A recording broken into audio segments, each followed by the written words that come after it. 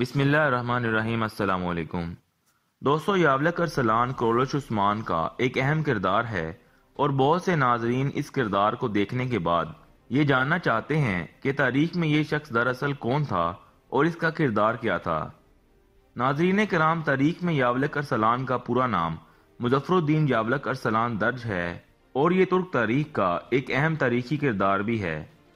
تاریخ میں یاولک ارسلان کے بارے میں جو تفصیلات درج ہیں، ان کے مطابق یاولک ارسلان ایک ترک قبیلے چوبا لوگری کا سردار تھا۔ چوبا لوگری قبیلہ اناطولیہ کی درجنوں ان چھوٹی چھوٹی ریاستوں میں سے ایک کا حکمران تھا، جس نے سلجوقی سلطنت کے زوال کے بعد منگولوں سے اتحاد کر کے خود مختاری حاصل کر لی تھی۔ یہ ایک جاگیردانہ ریاست تھی جس نے 13ویں صدی عیسوی میں کستامنوں کے خطے پر حکومت کی، جو کہ بلیک سی کے ساتھ کا علاقہ ہے۔ چوبا لوگری ریاست دراصل یاولک ارسلان کے دادا حشام الدین چوبان نے قائم کی تھی، جو کہ ایک انتہائی اہم سلجوقی کمانڈر تھا، اور حشام الدین چوبان کا ذکر ہمیں سلجوقی تاریخ میں سلطان علاء الدین کیقباد اور ان کے والد کے خسرو اول کے دور حکومت میں ایک اہم فوجی کمانڈر کی حیثیت سے ملتا ہے، جس نے سلجوقی سرحدوں کو شمالی اناطولیہ کی طرف پھیلایا اور بازنطینی سلطنت سے کئی علاقے فتح کیے، اور اس کے بدلے میں حشام الدین چوبان کو سلجوقی سلطنت کی طرف سے کستامنوں کا علاقہ ملا۔ اس قبیلے کا نام حشام الدین چوبان نے اپنے نام پر چوبا لوگری قبیلہ رکھا۔ سلجوقی سلطنت کی مدد سے قائم ہونے والی یہ ریاست اپنے دور میں ایک اہم معاشی سیاسی اہمیت کی حامل ریاست سمجھی جاتی تھی۔ تاریخ میں ارطغرل غازی اور یاولک ارسلان کے دادا حشام الدین چوبان کی ملاقات کا ذکر بھی ملتا ہے۔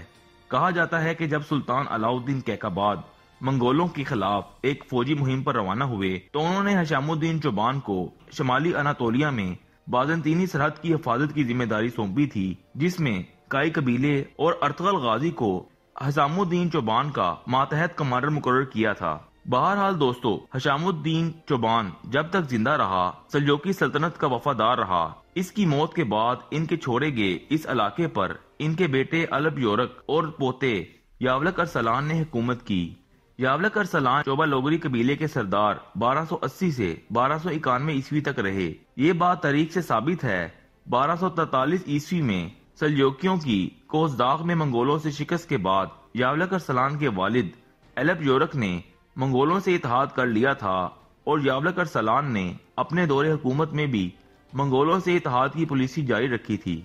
یاولک ارسلان کے دور حکومت میں ہی الخانی سلطنت کے بادشاہ ارغون خان کی موت ہوئی اور گھیاتو الخانی سلطنت کا نیا حکمران بنا، اور اسی نے اناطولیہ میں ترک بغاوتوں کو کچلا۔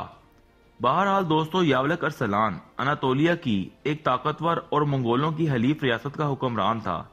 1291 عیسوی میں ارغون خان کی موت کے بعد جب گھیاتو الخانی سلطنت کے تخت پر قبضے کے لیے روانہ ہوا تو اناطولیہ میں ترکمان قبائل نے بغاوت کر دی، اور اسی بغاوت میں اس وقت کے منگولوں کے کٹ پتلی سلجوقی سلطان مسعود کے بھائی خلج ارسلان نے بھی اپنے بھائی کے خلاف بغاوت کر دی، اور سلجوکیوں کے درمیان تخت حاصل کرنے کے لیے آپسی خانہ جنگی شروع ہو گئی۔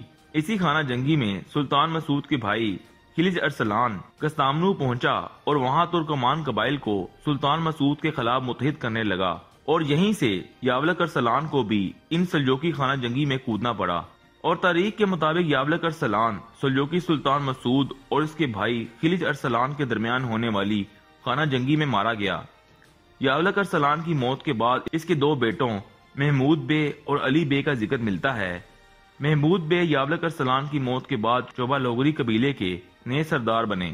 محمود بے کے دور حکومت میں ان کے بھائی علی بے نے بازنطینیوں سے ایک امن معاہدہ کیا، جس کے بعد چوبا لوگری قبیلے کے زیادہ تر ترکمانوں نے عثمان غازی سے اتحاد کر کے انہیں اپنا سردار تسلیم کر لیا۔